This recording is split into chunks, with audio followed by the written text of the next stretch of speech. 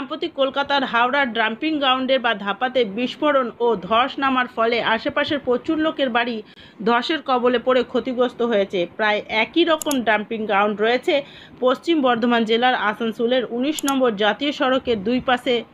স্থানীয় বাসিন্দা থেকে শুরু করে জাতীয় সড়ক ধরে যাতায়াতকারীরা আতঙ্কিত ডাম্পিং গ্রাউন্ড দেখে। বিজেপির বিধায়িকা অগ্নিমিত্রা পাল আতঙ্কের সাথে জানান, আসানসোল রানীগঞ্জ এলাকা ভূগর্ভে কয়লা তুলে নেবার জন্য ইতিমধ্যেই এই দুই শহর যে কোনো সময়ে মাটিতে ঢুকে যেতে পারে। তারপর ডাম্পিং গ্রাউন্ডের সঠিকভাবে রক্ষণাবেক্ষণ না হবার কারণে এখানে ধস কবলিত এলাকায় পরিণত হয়েছে।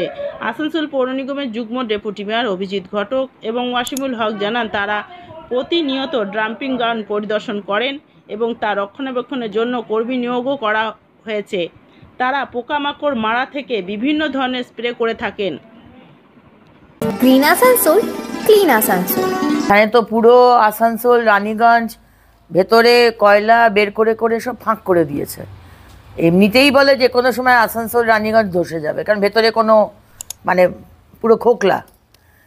তো এই অবস্থাতে যেখানে হাওড়াতেই বলুন বা আসানসোলেই বলুন বা পশ্চিমবঙ্গের যেখানেই বলুন, যেখানে ফাটল ধরছে বা হয়ে যাচ্ছে, মানে ব্লাস্টের জন্য মানে ডিস্ট্রাকশন হচ্ছে, সেখানে তো প্রশাসনের তো এইটা মাথায় দেওয়া দরকার না। আসলে আমাদের এখানে প্রাণের তো কোনো দাম নেই। নজরদারিতে সবসময় থাকে, এবং আমাদের ওইটা তো প্রজেক্টও লেগে আছে যে সুরাট থেকে যেটা হচ্ছে সেটা দেখছেন আপনি, ওইখানে কাজও চলছে যে তাড়াতাড়ি ডাম্পিং গ্রাউন্ডটা ক্লিয়ার করা হোক, সেটা নজরদারিতে আছে যে এরকম কোনো ঘটনা না ঘটে। হাওড়ার ঘটনার পর কি নজরদারি বাড়াবে? আমাদের সব চলছে।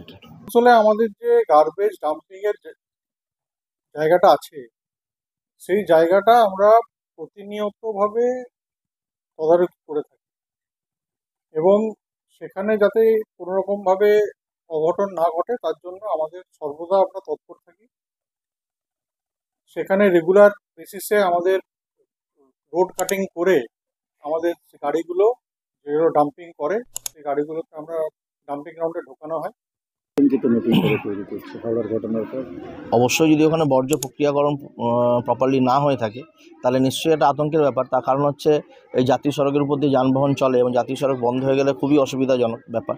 এবং আমার মনে হয় এই নিয়ে খুব দ্রুত কোনো না কোনো জরুরি ভিত্তিতে পদক্ষেপ করা উচিত।